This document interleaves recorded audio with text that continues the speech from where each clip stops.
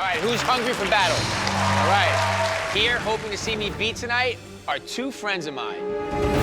Chef Scott Conant and news anchor of the Today Show, Natalie Morales. You're going down. How are you? Up first, we have a chef whose food is so good, one of his regulars is actually you, Bobby. Meet the executive chef of Barcelona Wine Bar, Chef Adam Halberg. Our next contender is a Puerto Rican native who is making waves in our nation's capital. Meet Chef de Cuisine at Graffiato, Jose Adorno. So you'll have 20 minutes to make an ingredient of my choice, the star of your dish. And that ingredient is kielbasa. Your time starts now.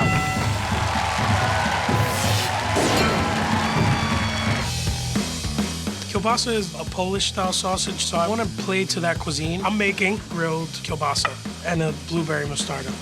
Traditionally, a mostarda is cured fruits in a syrupy, spicy brine. Gonna counterbalance the salty and the smoke of the kielbasa. My flavors are in my blood growing up in Puerto Rico. I would just sit and watch my mom cook. I learned to cook that way. Now, as a chef de cuisine, I make unique food that is super packed with flavor. I think, would my mom like this? Would my family like this? I had to start at the very bottom and fight tooth and nail to get where I am today. Today I'm cooking spaghetti with a sauce made out of kielbasa, some chopped tomatoes, and a little Calabrian hot chilies for heat. What's he slicing and dicing over there? I'm gonna get my sauce going. I cut up some garlic, some shallots. I put that into the oil. Kielbasa is not something that I cook all the time, but I can nail a bowl of pasta with my eyes closed. When I was 22, 23 years old, in the middle of the culinary school, I bought a one-way ticket to Tuscany to learn from the masters. I was in Italy for a year, perfecting Italian techniques. When I came back, I worked my way up to executive chef at some of the best restaurants all over the Eastern Seaboard. To start my blueberry mostarda, I grab a little bit of water, sugar, fresh blueberries to get that to become a syrupy base. Then I add chili flake and smooth Dijon mustard so that it has the spice that a mostarda has. 15 minutes and 20 seconds. My game plan is slice it thin enough that it will stick to the pasta, get it into the pans with the garlic and shallots so I can really start drawing the flavor out of the kielbasa. And you're gonna make the kielbasa the star of the dish. It better be. Everything that I put into this sauce has to accentuate the kielbasa. For heat, I add some Calabrian hot chili flakes. I grab some fresh tomatoes because I know I want something with a little bit of sweetness and acidity. 10 minutes, chefs. I've got Scott Conant over there. He's gonna know if I overcook this dish. I cook it about 2 minutes on each side, get beautiful marks, and then I want to make sure that it's hot all the way through, so I put it in the oven. 5, 4, 3, 2, 1. So Adam, tell us what you made. I made spaghetti with kielbasa and a little hot Calabrian chilies.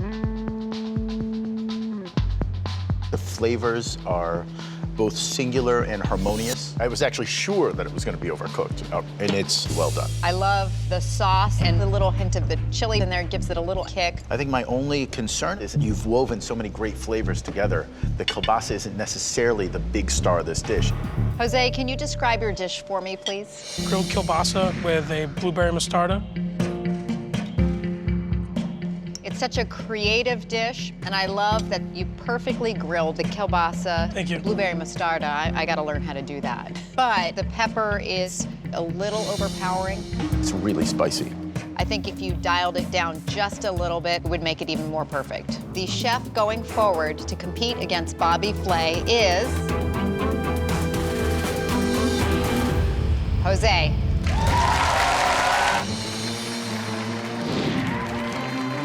Why don't you hit me with it? What are we cooking? My signature dish is Arroz con Pollo. You'll each have 45 minutes. Your time starts now. I'm making arroz con pollo to pay homage to my roots in Puerto Rico and prove that my food is in my blood. There's no way Bobby's gonna beat this dish. I'm making crispy arroz con pollo with a green olive and piquillo pepper relish. One of the bases of Puerto Rican cuisine is something called sofrito. It's onions, garlic, and then some kind of bell pepper. So I'm gonna start there. I'm making my arroz con pollo with avocado mousse, pepper coulis, and crispy plantain spiders. The first thing I do for this sofrito is I cut my ham down. I started with a sofrito, put a couple of different kinds of peppers in there. Capers, olives, peppers, garlic, cilantro. Squash. And squash, yeah, that's... Oh, okay. This is kind of one of the secret ingredients. Butternut squash is something that nobody uses in their sofrito. It adds that beautiful, luscious, sweet flavor. This sofrito is my ace in the hole. This is the reason why I'm gonna beat Bobby. My rice is cooking and I start getting my chicken ready. I'm making a homemade adobo spice rub of granulated garlic, granulated onion, some paprika, some cumin, and some turmeric. So I start searing my chicken to get a nice crust on it. That smells good. I clean my chicken thighs and I throw them in the deep fryer. I'm just worried about getting the crunchy texture. Coming up on 25 minutes, chefs. The key to traditional arroz con pollo is the rice has to cook with the sofrito and the chicken and everything in the one pot. I grab beer and tomato juice, add that to the pot. 14 minutes. I think the difficulty of arroz con pollo is that it's a simple dish, but it all comes down to flavor and execution. I have plenty of flavor on the rice. I have plenty of flavor in the chicken. And I want to make sure that there's plenty of texture. The rice is done. I'm going to sprinkle in some fresh green peas, let it cool down for a minute. Peas are definitely classic for this dish. I taste my rice, it's still more moist than I want it to be. So I start to bring my liquid to a boil. I know I'm running the risk of making my chicken thighs inside the rice too dry, but I have no other option. Then I get started on my plantain spiders. You grate plantains raw on the cheese grater, add them together, just throw them in the fryer. I want to be able to use them as a garnish. It's gonna add a little crunch to this dish. I just hope to God that this rice cooks.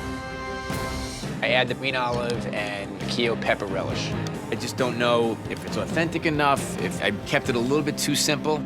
I plate my avocado mousse with my coulis. I get a cool smear going on. 5, 4, 3, 2.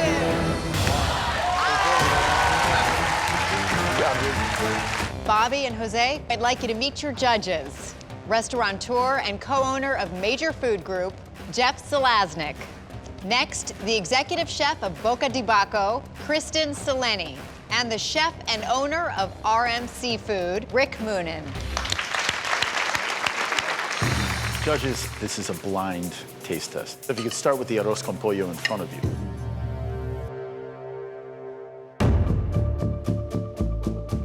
First thing you get with the rice is a socarat, which takes, the whole experience immediately to the next level.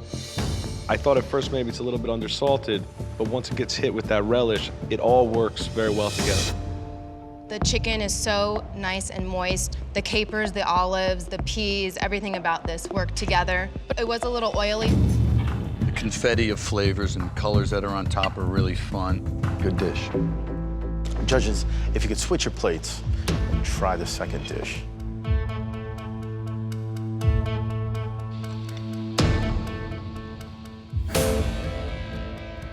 The pepper puree is really bright, delicious. I like the plantain.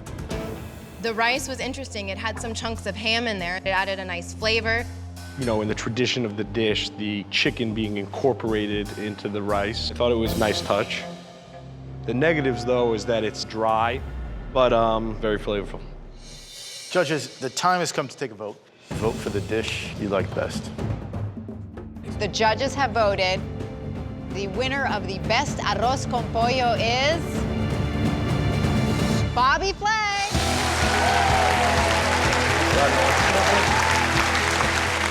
Chefs, both of these dishes were really, really excellent. But Bobby, yours just really well seasoned and it was moist. Great job. One of the toughest competitors ever to come here, for sure. So, Chef Jose, it was... Appreciate it. Thank you, guys.